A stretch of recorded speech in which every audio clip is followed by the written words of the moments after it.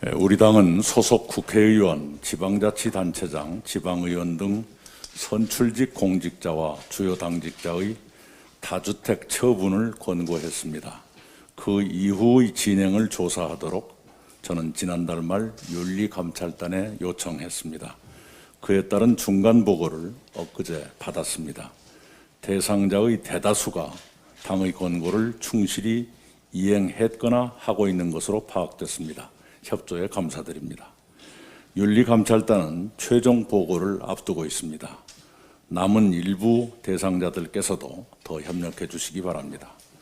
현저한 문제가 발견되면 단호한 조치를 취할 것입니다. 그러나 예외적으로 사회 상식이 수용할 수 있는 경우도 있을 것입니다. 윤리감찰단이 그것을 잘 분별해 주리라 생각합니다.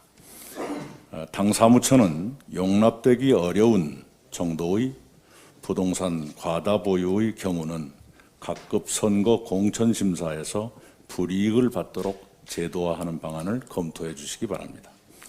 개인으로서 또는 당으로서도 고통스럽겠지만 민주당은 더 깨끗하고 떳떳해져서 국민의 신뢰를 더 받는 정당으로 발전해 가야 합니다. 당의 중장기 주택 정책은 내주 초 출범할 미래주거 추진단에서 준비하고 그것을 통해 국민께 제시해 드리겠습니다. 2018년 서울중앙지검은 옵티머스가 횡령 배임 자본시장법 위반으로 검찰에 고발된 사건에 대해 모두 무혐의 처분을 내렸습니다. 그때 검찰이 제대로 수사하고 조치했더라면 펀드 사기의 피해가 더 커지는 것을 막을 수도 있었을 것입니다. 그러나 그렇게 하지 않았거나 못했습니다. 올해 5월 라임 사건을 수사하던 서울 남부지검은 야당 정치인 연루 진술이 나오자 보고 개통을 건너뛰어 검찰총장에게 직보한 것으로 드러났습니다. 올해 6월 라임 사태의 핵심 인물은 검사를 호화롭게 접대했다는 사실을 검찰에 진술했으나 조사가 이루어지지 않았다고 폭로했습니다.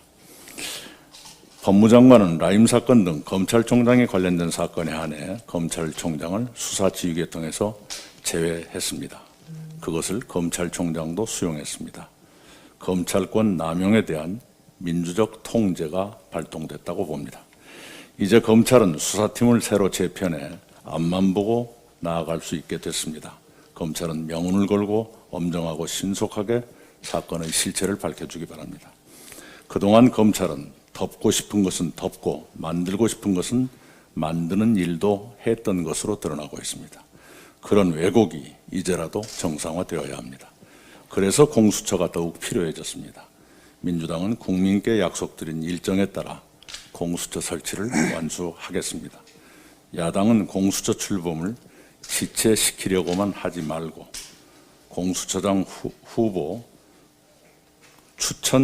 위원 추천을 26일까지 해주시기 바랍니다. 지난주 또 한 분의 택배 노동자께서 별세하셨습니다. 올 들어 10분째입니다. 어제는 40대 택배 노동자 한 분이 목숨을 끊으셨습니다. 고인의 명복을 빕니다. 유족들께는 뭐라 위로의 말씀을 드려야 할지 모르겠습니다. 이렇게 하나의 업종에서 지속적으로 사망자가 나온다는 것은 이미 구조적 문제가 한계에 다다랐다는 것을 의미합니다. 조금 전 경제상황점검회의에서도 제가 특별히 부탁을 드렸습니다만 정부는 택배업체에 대한 안전보건조치 등 긴급 점검에 착수해서나 그것이 충분치 않은 것으로 여겨집니다. 더 중요한 것은 더 확실한 대책을 마련하는 것입니다. 추석 전에 약속했던 분류와 배송 업무의 이원화 조치 등이 현장에서 잘 이행되고 있는지 확인해 주시기 바랍니다.